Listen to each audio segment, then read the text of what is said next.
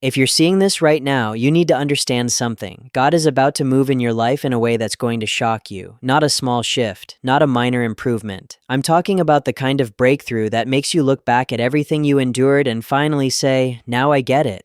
The kind of moment that silences every voice that told you it was over, every person who counted you out, every night you cried yourself to sleep wondering if God forgot your address. But here's what you need to know before it happens. The heaviest pressure always comes right before the breakthrough. If you've been feeling absolutely drained lately, mentally exhausted, emotionally numb, spiritually confused, that's not a sign you're losing. That's a sign you're close. You're in the final round. The enemy throws everything at you right before you cross the finish line because he knows what's waiting on the other side. You're not weak for feeling tired. You're right on schedule. Think about it like this. A woman in labor doesn't feel her best right before she delivers. She's exhausted, she's in pain, she's wondering if she can keep going. But that's precisely when the baby is about to arrive.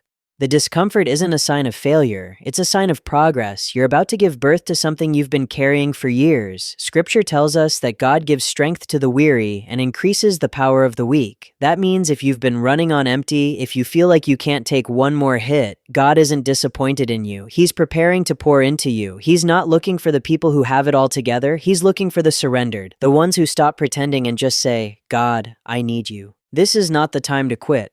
I know you're tired. I know it feels like nobody understands what you're going through. I know you've been faithful and you still feel forgotten, but most people walk away right here, right at the edge of their blessing. They get so close and then they sit down. They never realize they were inches away from everything changing. You're seeing this because God didn't want you to be one of those people. He's about to restore what's been broken.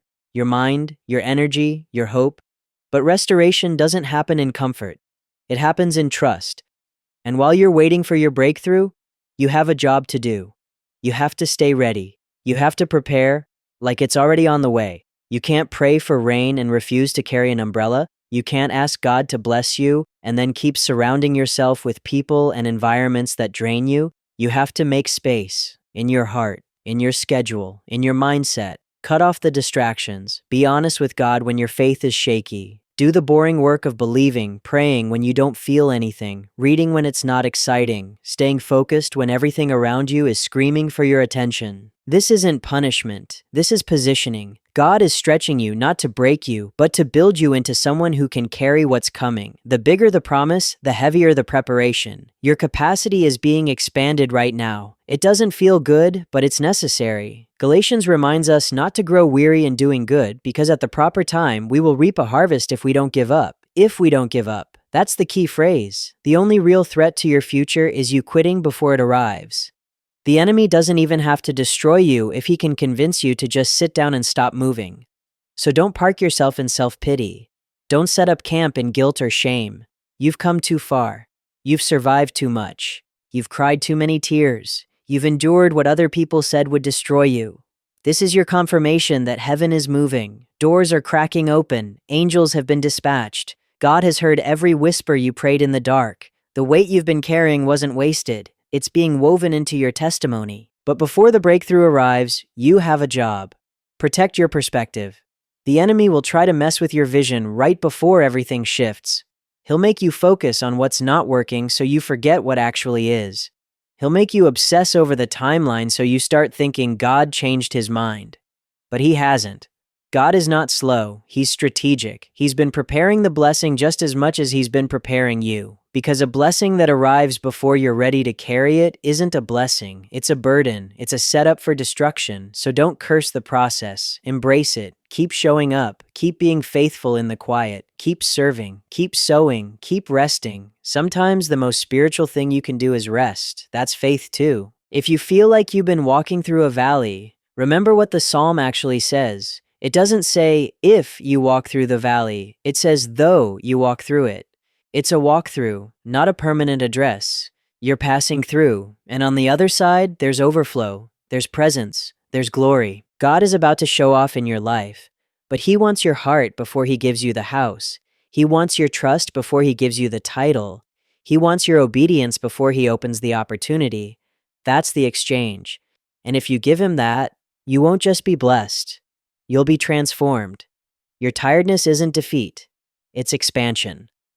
God is breaking the shell around your old identity and inviting you into the version of you that can handle what you've been praying for. You're not broken.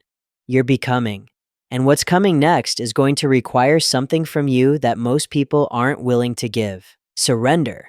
That's the requirement most people refuse. Not the Instagram caption version where you post a pretty quote and keep living the same way. Real surrender. The kind that costs you something. The kind that makes you uncomfortable. The kind where you stop clutching what's familiar and open your hands to receive what's greater. God isn't asking you to work harder right now. He's asking you to release deeper. There's a difference. Most believers are exhausted because they're trying to build God's vision with their own blueprint. They're praying for His will while secretly negotiating the terms. That doesn't work. You can't drive and be a passenger at the same time. Here's what real surrender looks like. It's saying yes when the instruction doesn't make logical sense. It's walking away from relationships that feel good but aren't going anywhere. It's admitting you were wrong about the path you were so sure about. It's letting go of the need to understand every detail before you move. Surrender is terrifying because it requires trust in a God you can't see over circumstances you can control. But control is the illusion keeping you stuck. Think about it. How many times have you held on to something so tightly that you couldn't receive what God was trying to hand you? You're gripping the past while He's offering the future. You're protecting the old version of yourself while He's inviting you into transformation. You're defending your timeline while He's orchestrating something bigger than your calendar can contain. The blessing is ready. The question is whether you're willing to drop what's in your hands to catch it. This is where most people stall out. They want the overflow without the emptying. They want the promotion without the pruning. They want resurrection power but won't go through the burial. God doesn't work that way. He's not trying to add His blessing to your mess. He's trying to make you new. And new requires letting the old die. That's not punishment. That's process. The caterpillar doesn't negotiate with the cocoon. It surrenders to the transformation, even though it feels like the end. So what are you holding on to? What are you refusing to release because it feels safer than trusting God with it? Is it a relationship that's been over for months, but you keep resuscitating? Is it a dream that was yours but not His? Is it a version of yourself that people recognize, but God is trying to retire? Whatever it is, that's the thing standing between you and the breakthrough. Not because God is punishing you for holding on, but because you can't carry the new while you're clinging to the old. Surrender isn't passive. It's the most active thing you'll ever do. It's choosing to believe God's plan over your panic. It's choosing to walk forward even when you can't see the full staircase. It's choosing to let Him rewrite the story instead of editing the same broken chapter over and over. And when you finally let go, when you stop fighting for control and start flowing with His direction, that's when everything shifts. Not because you earned it, because you emptied yourself enough to receive it. God's not asking for perfection. He's asking for permission. Permission to rearrange your life. Permission to redirect your path. Permission to remove what's blocking you, even if it's something you love. Because He loves you more than you love your comfort. And He sees what you can't see yet. He sees the version of you on the other side of this season. The healed version, the free version, the version that walks in authority because you finally stopped trying to be your own source. Maybe this season isn't about adding more to your plate. Maybe it's about clearing the table entirely, getting rid of the distractions, the toxic patterns, the relationships that drain you, the ambitions that were never heaven sent. Maybe God is asking you to get quiet, get still, and just trust Him in the silence. Because the noise has been drowning out His voice for too long, and the breakthrough He's preparing requires you to hear Him clearly. You've been asking God for a sign. This is it. You've been asking for confirmation. You're reading it right now. You've been asking Him to move. He's been waiting for you to surrender. Stop overthinking it. Stop negotiating. Stop trying to figure out how it's all going to work before you take the first step. Just say yes. Yes to His timing. Yes to His process. Yes to His plan, even when it looks nothing like what you imagined. Because when you surrender fully, when you stop resisting and start receiving, that's when the impossible becomes reality. That's when doors you didn't even know existed start opening. That's when provision shows up from directions you never expected. That's when God does exceedingly, abundantly above all you could ask or imagine. Not because you were perfect, because you were willing. The big one is coming. But it's not coming to the version of you that's still holding on. It's coming to the version that finally let go. So release it. All of it. The control, the fear, the pride, the pain. Hand it over.